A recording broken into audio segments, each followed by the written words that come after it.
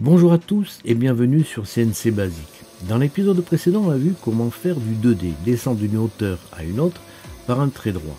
Mais là, regardez tout le mouvement que fait la tête actuellement, l'usinage se fait en 2D et demi.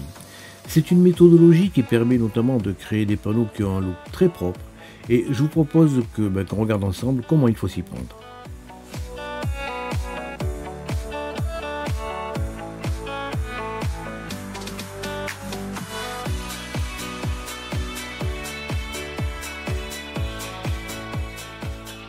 Cette méthode nécessite l'utilisation de fraises spéciales, ce sont des fraises V-carving qui ont cette forme. Il y a deux pans coupés avec une angulation symétrique, on les trouve en plusieurs angles différents. On peut également les trouver avec des queues un petit peu plus petites, pareil, avec des angles symétriques différents suivant la fraise utilisée. Et la meilleure fraise à utiliser à mon sens vient de CNC Fraises. C'est une fraise qui a des plaquettes brasées, elle fait 45 degrés d'angle et 10 mm de diamètre. Alors, lorsque vous recevez votre CNC, vous avez souvent des petites fraises pointes comme celle-ci. Alors, je vais essayer de vous la montrer en plus gros plan. Elle a effectivement deux angles de coupe, mais ils ne sont pas identiques. Je ne vous conseille absolument pas d'utiliser ce genre de fraise pour faire du V-carving. Bon, un petit peu de théorie. Sur un lettrage comme ceci, l'espace entre deux vecteurs peut être grand, moyen, petit et même très petit. Le logiciel va gérer intégralement tous ces espaces. Alors vous voyez également que plus la tête est pointue, plus l'espacement entre deux vecteurs peut être fin avec une tête de faible angulation. Lorsqu'on creuse le même vecteur, vous voyez que plus la fraise est aiguë, plus elle s'enfonce profondément également. Enfin, il est tout à fait possible lors d'une poche pointue de faire une poche avec un bord un petit peu plat lors de l'usinage. J'ai toujours pour habitude de faire un usinage sur du MDF pour m'assurer de tous les réglages corrects. Ici c'est du MDF et vous voyez qu'on peut le peindre de manière à faire ressortir les lettrages. Sous VK, tous les outils nécessaires pour dessiner votre schéma sont sur la gauche. Vous avez également des onglets avec diverses fonctions qu'on verra plus tard dans les vidéos. La partie droite regroupe les parcours d'outils, c'est-à-dire la façon dont vont être traités les tracés que vous avez réalisés. On va mettre une grille de manière à se positionner un petit peu mieux. Et le premier outil qu'on va utiliser, c'est l'outil texte, qui vous permet donc, dans ce carré, de taper le texte que vous souhaitez et de la longueur que vous voulez. Il apparaît grand à l'écran, vous pouvez bien sûr le redimensionner, on peut également donner une angulation, enfin on peut beaucoup travailler le texte avec tous les outils que vous offre VCarve Desktop. Bon, maintenant on va utiliser la fonction de gravure normale, c'est-à-dire qu'on va faire une poche. Alors pour faire une poche, on va utiliser une petite fraise à bout plat. Bien sûr, on va la prendre de faible dimension et on ne modifie aucune option. On procède à l'usinage. Alors voilà ce que va donner votre texte. Vous voyez que c'est quand même déjà très très propre. Bon là, la profondeur est peut-être un petit peu importante. On peut reprendre l'usinage en mettant une profondeur de découpe un petit peu plus faible. On relance le calcul du parcours d'outils. Et voilà ce que ça donne. Bon, pareil, hein, c'est très propre et c'est peut-être un petit peu mieux là. Avant, le texte était un petit peu trop encaissé. On va reprendre ce texte, je vais le dupliquer, on va le déplacer vers le bas et maintenant on va changer la police. Alors là c'était une police simple, on va prendre une police un petit peu plus sophistiquée. Bon, mais elle est très connue quand même, c'est la police Times New Roman.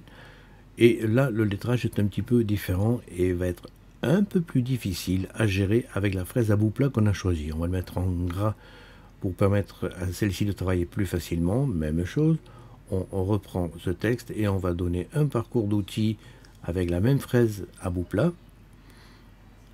On ne modifie aucun paramètre.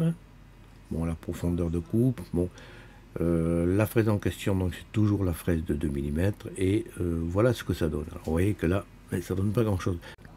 Les logiciels de conception ne font passer la fraise que sur les vecteurs, dans laquelle elle peut s'enfoncer sans difficulté. Vous voyez que ce n'est pas le cas pour toutes les parties du texte. On reprend encore ce texte et cette fois-ci, on va utiliser l'outil V-Carving. Alors l'outil V-Carving, très simple à utiliser. On définit une profondeur d'attaque qui est à 0, c'est le dessus du bois.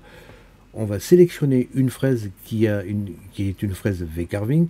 Et pour celle-ci, je vais choisir une fraise qui a une angulation de 120 degrés. Pour vous donner un petit peu une idée, on ne modifie aucun paramètre et on lance le calcul. Voilà ce que donne en fait le rendu. Vous voyez que là, il est tout à fait possible de traiter n'importe quel texte, de n'importe quelle police en utilisant le V-Carving. Et vous avez cet effet avec une petite angulation entre la partie haute et la plus basse de votre texte. Bon, vous avez vu l'effet que donne un texte avec une fraise à 120 degrés. Maintenant, on va reprendre le même texte et on va utiliser une fraise à l'opposé. C'est-à-dire qu'on va prendre une fraise de 30 degrés pour faire le même parcours d'outils. Donc c'est toujours une fraise V-Carving, mais de 30 degrés d'angle entre les deux plaquettes. On ne modifie aucun paramètre et voyons maintenant ce que donne le rendu. Alors vous voyez que votre texte là, il est très net également et vous voyez qu'il y a un enfoncement de l'usinage, enfin que c'est creusé très profondément. Plus la fraise est fine, plus votre V-Carving sera profond. Et ça vous permettra également de traiter des tout petits détails que ne pourra pas gérer une grosse fraise avec un gros angle.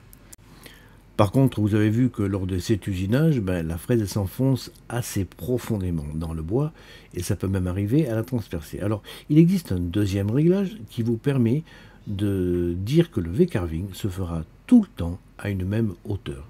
C'est-à-dire que la fraise n'ira pas au-delà de cette hauteur et lorsqu'elle y arrive, au lieu de creuser, elle va faire le fond du texte qui sera plutôt plat. Voilà ce que donne le rendu en utilisant cette méthode. Alors, vous voyez beaucoup de méthodes différentes pour créer des panneaux avec des effets de texte complètement différents.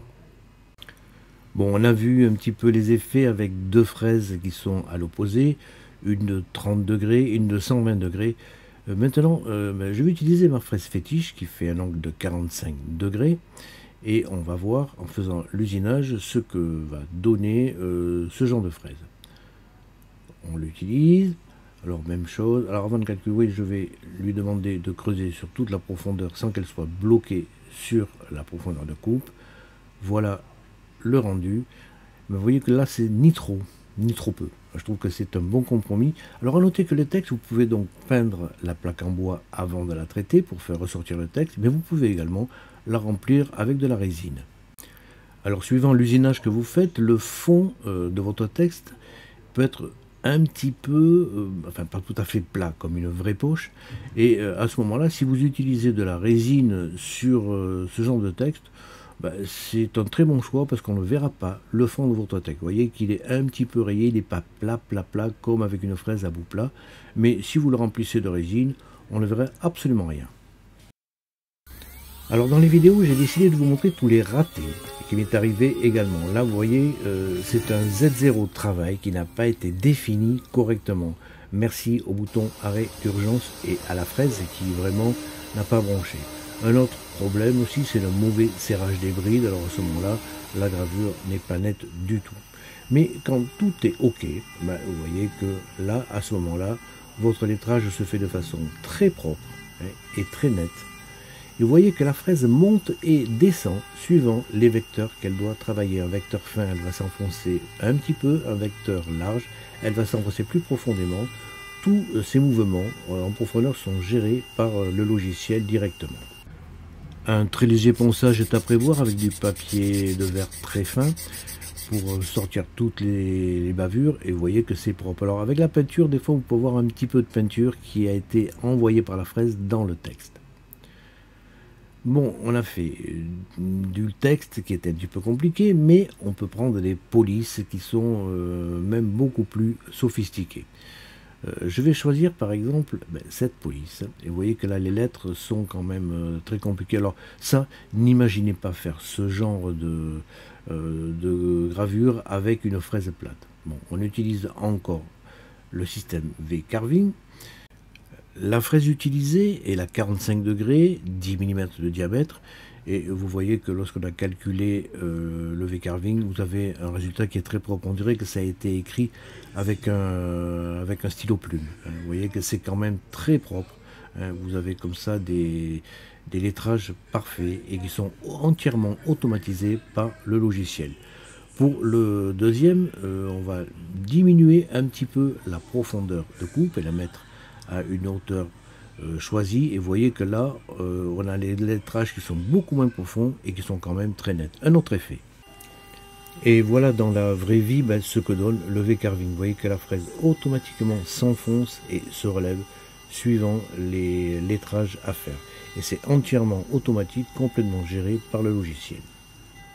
Alors sur les panneaux concrets, on peut également ajouter des graphismes. On va cliquer sur ce bouton pour faire le choix d'un graphisme. Il vaut mieux qu'il soit quand même en noir et blanc, ça sera plus facile à traiter.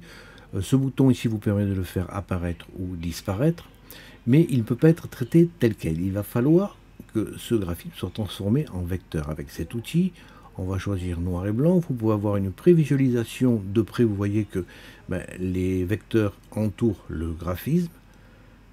Vous validez. Maintenant, on va effacer l'image et on n'a plus que le vecteur à l'écran. On va faire la même chose que si on avait un lettrage. On utilise le V-carving avec la même fraise et voilà ce que ça va donner. On fait un petit visu. Alors là, on avait bloqué la profondeur de coupe et vous voyez l'effet que vous obtenez. Maintenant, on va faire la même chose, mais en laissant la fraise creuser complètement. On relance le processus, j'efface l'ancien visu, et voilà maintenant ce que ça donne. Alors, vous voyez que vous pouvez obtenir des graphismes très différents suivant la façon dont vous le travaillez, et ça peut agrémenter vos textes. Alors on va faire une petite expérience maintenant. Là c'est une fraise de 45 degrés, mais maintenant on va prendre une fraise très pointue avec un faible angle. Alors je vais prendre la 30 degrés et on va relancer le processus. On fait calculer donc la fraise creuse jusqu'au bout. Vous voyez que là vous avez un message qui vous dit attention, ça risque de traverser votre matériau. Bon, ça fait rien, on le lance quand même. On efface l'ancienne visu et on revisualise. Et vous voyez que là, vous voyez là, la partie centrale a été complètement creusée de part et d'autre. Alors donc faites attention, suivant les effets que vous voulez obtenir, il sera nécessaire avec certaines fraises de le faire creuser à une certaine profondeur. Voilà le mouvement de la fraise. Vous voyez que sur les petites parties latérales, elle reste presque en surface du matériau et sinon elle s'enfonce assez profondément pour creuser votre graphisme. Vous voyez que le V-carving entraîne des mouvements de plongée et de remontée de la fraise incessants. Alors voilà un petit peu le résultat obtenu. On peut également faire des enluminures. Alors ce sont des lettres qui sont un petit peu travaillées. Alors toujours pareil, choisissez plutôt un graphisme en noir et blanc. Vous dessinez un vecteur comme on a vu précédemment. Et là on va le traiter avec la fraise de 45 degrés. Voilà le résultat obtenu, c'est quand même assez chouette. Alors il faudra que votre Z0 soit très bien positionné pour avoir le détail complet de votre graphisme. Alors vous pouvez reprendre l'usinage, mais maintenant en donnant une profondeur maximum qu'il ne faudra pas dépasser. Et nous allons voir, en gardant les mêmes paramètres, l'effet obtenu. Là vous voyez qu'au niveau du A, on a un effet beaucoup plus estompé. C'est suivant ce que vous voulez faire. Alors vous pouvez remplir ensuite ces enluminures de peinture, de résine, c'est à votre choix. Voilà avec la petite fraise, l'enluminure qui est réalisée, vous voyez qu'elle s'enfonce plus profondément pour faire la partie du A, et voilà le résultat obtenu. La fraise de 45 degrés a donné l'enluminure de gauche, et celle de droite a été réalisée avec la petite fraise de 60 degrés. Je trouve que c'est un petit peu plus précis, mais c'est peut-être subjectif. Alors vous avez vu quand même qu'il y a beaucoup de mouvements à réaliser avec la fraise, mais on peut accélérer le processus. Vous allez sur matériaux et définir. Dans cette partie, vous définissez à quelle hauteur doit remonter votre fraise lorsqu'elle a creusé quelque chose. on peut diminuer l'espace. La fraise fera un mouvement qui sera beaucoup plus court, et si vous avez un gros tableau de lettrage, ça va vraiment accélérer les choses. Autre chose, sur un processus, dans la partie de la fraise, vous avez des valeurs que vous pouvez modifier, notamment le recouvrement de la passe finale. Il est à 10%, mais si vous le mettez, mettons, à 20%, ça c'est quand vous faites un fond plat sur un V-carving, ben, vous verrez que le processus sera beaucoup plus rapide. Modifier la vitesse d'avance aura très peu d'effet parce que ce sont des mouvements très courts, on n'arrive jamais à la vitesse que l'on a programmée. Par contre, la vitesse de plongée, vous pouvez l'augmenter. Ici, si on la double, ben, les mouvements de plongée et de remontée seront beaucoup plus rapides et vous gagnerez un temps infini. Voilà, on a vu ce qu'on pouvait faire avec du V-carving. Il y aura encore une ou deux vidéos simples et ensuite on va attaquer les vidéos plus complexes. Allez, je vous dis à la prochaine.